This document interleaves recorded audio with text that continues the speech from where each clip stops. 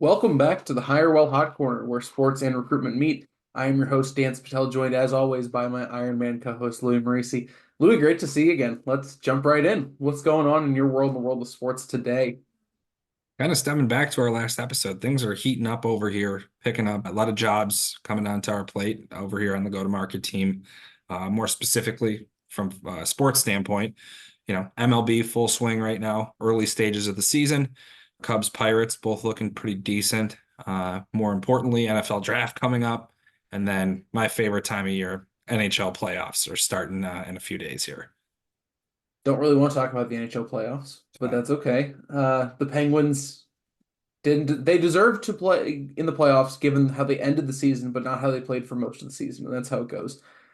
Nothing but props to Sidney Crosby for single-handedly putting that team on his back for the last month or two and just doing everything he can to get them towards the playoffs. NFL draft is exciting, especially for you holding the number one pick and the number nine pick. Bears are on the clock a lot early on the first day. And of course, baseball. Love baseball. Early in the season, Pirates look pretty okay. Gonna hit their stride, hit some slumps. Long season. Got a lot of time for that. But 162 games to be exact. yeah, when we're like, what, 20 into them? Yeah, Plenty of time to see, more young guys come up, guys do well, guys to flop, whatever. absolutely. But on my end, you talked about the influx of roles on the go-to-market side. I'm also seeing that. I think we're seeing more of the roles on the growth end that are coming in are very sales focused, account management. I feel like a lot of the conversations I'm having recently are about your team, so it's a pretty good place to be. And then, from a personal standpoint, my wife's family has decided that they are running the Air Force half marathon in September, and so I have been signed up to do that with them because I couldn't be the only one out. Oh, absolutely. And I have never even run a 5K before. At a race. I mean, I've physically run a 5K, but like not in an organized race. So this will be a new challenge for me. Absolutely. I mean, I'm right there with you. Never did a marathon or anything, have ran a 5K on the treadmill, but it's about getting in a mindset, training, putting your body in a position where it's not going to shut down during a half marathon. And I think, like always, that's kind of where we're going to transition today. Yeah, especially for running such a long distance, training plan is everything. I have a good amount of runway for the time before we start to do this, so I got a lot of opportunity to kind of ramp it up. And I've never really run consistently in my life, so this week I think I've run 4 times already, which is probably a record in a week for me. But it's really helpful for me from a goal setting standpoint to have this in front of me. The last time I lost a good amount of weight was right before my wedding. And this is just another, timestamp. You have to be in this position by this date, and that tends to really help me out. So, pretty easy to talk training plans as far as sports go. You've got the NFL draft next week. These guys, these prospects, have been training literally their entire lives for this exact moment. Their goal from a very young age has probably been to play in college and play in the NFL. They've achieved one of those. And as of next Thursday, they will probably achieve the second. So very exciting for all of those guys. And talk playoffs. I mean, you train all off season all year with the idea, the goal in mind being to make the playoffs and then compete for a championship. You've hit the second phase of that. Now it's on to the all out sprint all the way to the end.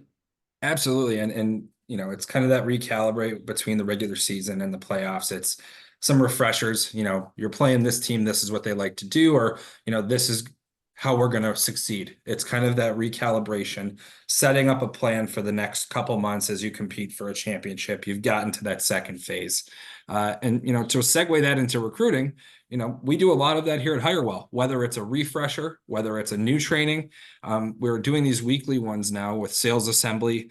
I know personally we do a lot of business development training meetings as well, mock calls and whatnot. So, there's this ongoing education and training and constantly improving yourself or refreshing your skills and abilities that I think is important for recruiters. Obviously, we do it very well here at Hirewell. I think we've talked a lot in the last few episodes about all the changes that have happened in the market and how Hirewell as a company and as our teams have adapted.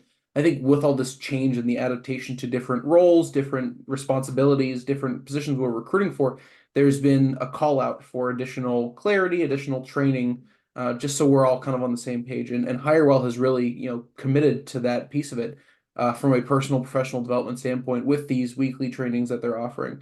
And just getting more transparency about the work we're trying to do. Goal setting in the agency side has always been very prevalent, but now it's a little different with the additional responsibilities we're taking on. So it's really great to see, top down, they are committed to training, committed to, constantly improving what we're trying to do and trying to improve the business, and then seeing it unfold by bringing in a lot of these different trainings on a week-to-week basis.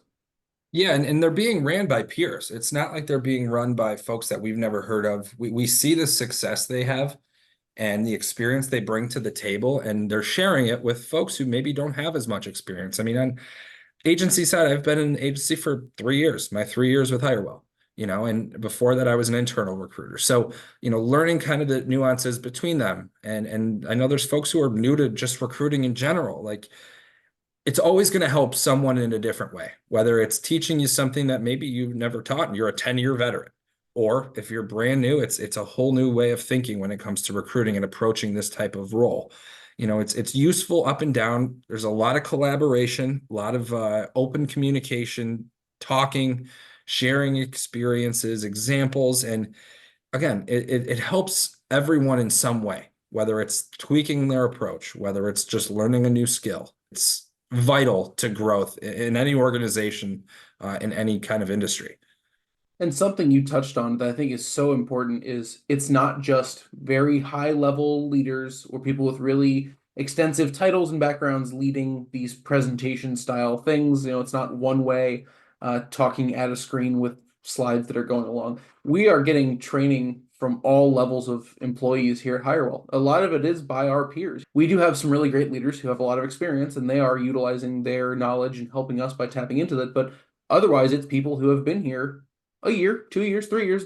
We've kind of walked along with them, and oftentimes it'll really come down to, wow, I tried something new in this scenario. This worked really well. Let me tell other people about it. Let's talk about this. Let's talk about why I think this worked. Let's see if we can do it again and see if we get similar results. So it's a lot more collaborative, open concept, open source than just here's a standard protocol. We need to train everybody on X, Y, and Z. Yeah, and it's not just this one. You train at the start of your job, and that's the only training you get. It's continuous growth. It's training folks at different levels of their experience and taking folks from one skill set and bringing it to the next level, if you will. And obviously, with our show, we like to talk to it from the candidate and from the client side. From the candidate side, I guess that's kind of similar to you and I. We're obviously speaking of it from a point of Hirewell and being recruiters at Hirewell. If you're a candidate kind of in the general market, you want to set 3 short, 3 long-term goals, whether you're employed or not. Keep them in sight. This is something I was taught at a pretty young age in my career. Put it in sight, because every time you pick up a call or you take on a task, know that there's that bigger picture. The short term, if you want to take a trip in the next year, you want to earn the money to afford that, have a picture of the place you want to go. And every day it's going to be that reminder. It's going to help you in training. It's going to help you advance your skill set, because everything's going towards this bigger picture.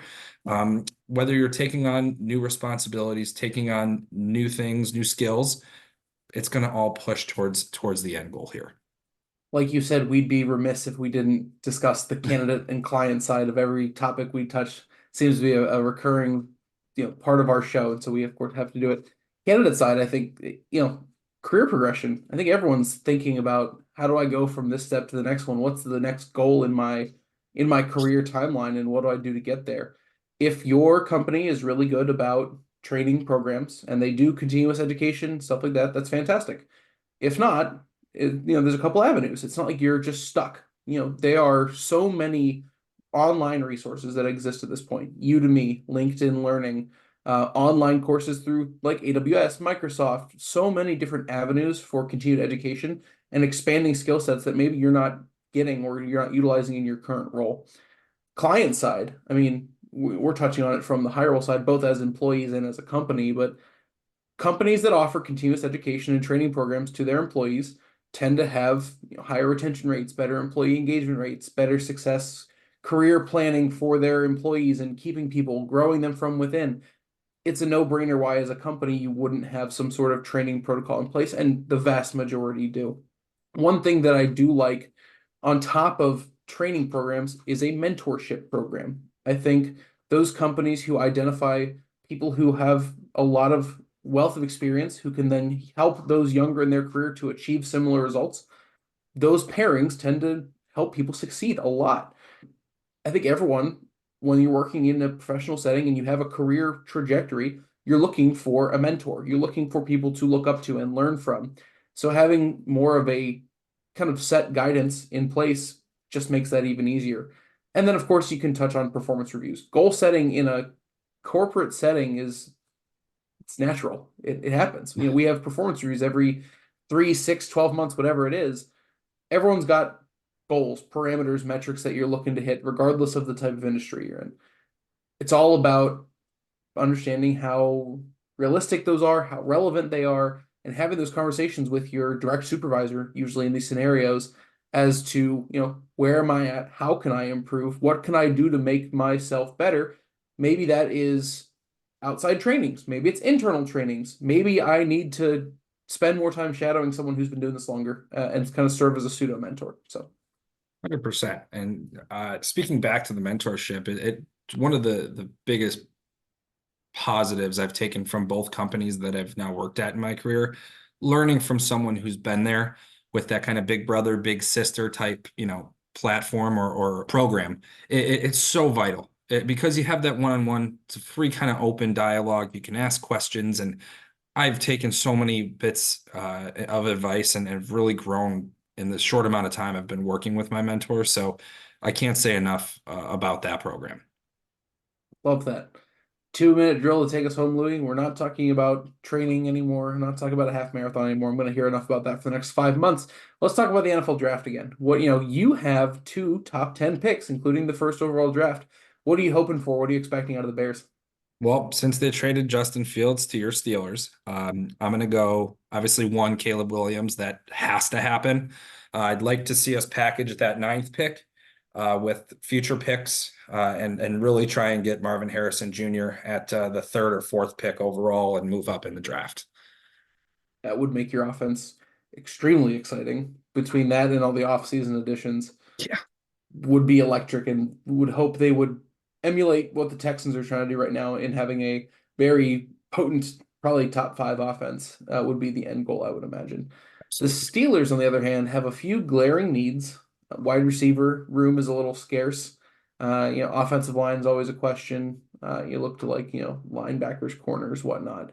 And they're picking at 20 as per usual. It just seems to be where we end up in the last 5 years. So I don't know what they'll do at 20. I've heard a couple rumblings that they're looking to make a trade for a wide receiver. Maybe that'll happen during the draft.